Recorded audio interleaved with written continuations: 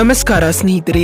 ಭಾರತ ಹಾಗೂ ಇಂಗ್ಲೆಂಡ್ ನಡುವಿನ ಎರಡನೇ ಟೆಸ್ಟ್ ಪಂದ್ಯಕ್ಕೂ ಮುನ್ನವೇ ಟೀಂ ಇಂಡಿಯಾಗೆ ಧಮಕಿ ಹಾಕಿದ ಇಂಗ್ಲೆಂಡ್ ನಾಯಕ, ಮುಟ್ಟಿ ನೋಡಿಕೊಳ್ಳುವಂತೆ ತಿರುಗೇಟು ನೀಡಿದ ರೋಹಿತ್ ಶರ್ಮಾ. ಅಷ್ಟಕ್ಕೂ ಬೆನ್ ಸ್ಟೋಕ್ಸ್ ಹೇಳಿದ್ದೇನು, ರೋಹಿತ್ ಕೊಟ್ಟ ತಿರುಗೇಟು ಹೇಗಿತ್ತು ಗೊತ್ತಾ? ಇದ್ರ ಬಗ್ಗೆನೇ ಇವತ್ತಿನ ಈ ಒಂದು ವಿಡಿಯೋದಲ್ಲಿ ಸಂಪೂರ್ಣವಾಗಿ ತಿಳಿಸ್ಕೊಡ್ತಾ ಹೋಗ್ತೀನಿ. ಹಾಗಾಗಿ ದಯವಿಟ್ಟು ಈ ವಿಡಿಯೋವನ್ನ ಕೊನೆವರೆಗೂ ನೋಡಿ. ಅದಕ್ಕಿಂತ ಮುಂಚೆ ನೀವು ಕೂಡ ರೋಹಿತ್ ಶರ್ಮಾರವರ ಅಭಿಮಾನಿಗಳಾಗಿದ್ರೆ ತಪ್ಪದೆ ಈ ಕೂಡಲೇ ಈ ವಿಡಿಯೋಗೊಂದು ಲೈಕ್ ಮಾಡಿ. ಹೌದು ಸ್ನೇಹಿತರೆ, ಈ ಸಮಯದಲ್ಲಿ ಭಾರತ ಹಾಗೂ ಇಂಗ್ಲೆಂಡ್ ತಂಡಗಳು ಒಟ್ಟು 5 ಪಂದ್ಯಗಳ ಟೆಸ್ಟ್ ಸರಣಿಯನ್ನ ಆಡುತ್ತಿವೆ.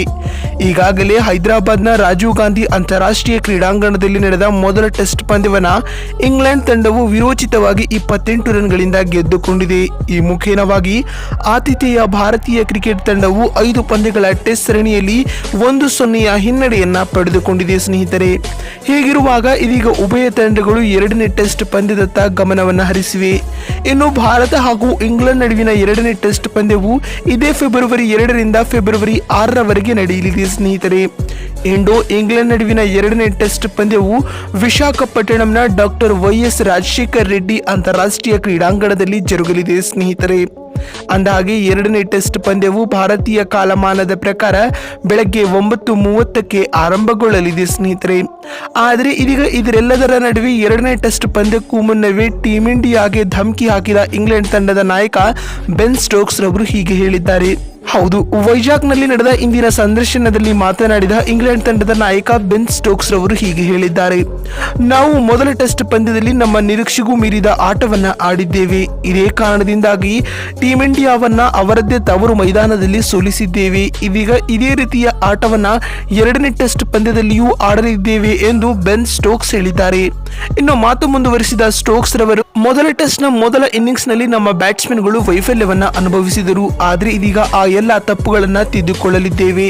ಈ ಮುಖೇನವಾಗಿ ವೈಜಾಗ್ನಲ್ಲಿಯೂ ಟೀಂ ಇಂಡಿಯಾಗೆ ಶಾಕ್ ನೀಡಲಿದ್ದೇವೆ ಎಂದು ಬೆನ್ ಸ್ಟೋಕ್ಸ್ ಹೇಳಿದ್ದಾರೆ. ಇನ್ನು ಮಾತು ಮುಂದುವರಿಸಿದ ಅವರು, ಟೀಂ ಇಂಡಿಯಾಗೆ ಅವರದ್ದೇ ಮಂತ್ರ ಆದ ಸ್ಪಿನ್ ಮಂತ್ರವನ್ನ ತಿರುಮಂತ್ರವಾಗಿ ನೀಡುತ್ತಿದ್ದೇವೆ. ಇದರಿಂದ ಭಾರತೀಯ ಕ್ರಿಕೆಟ್ ತಂಡವು ಅಚಲಿತಗೊಂಡಿದೆ ಎಂದು ಹೇಳಿದ್ದಾರೆ ಸ್ನೇಹಿತರೆ.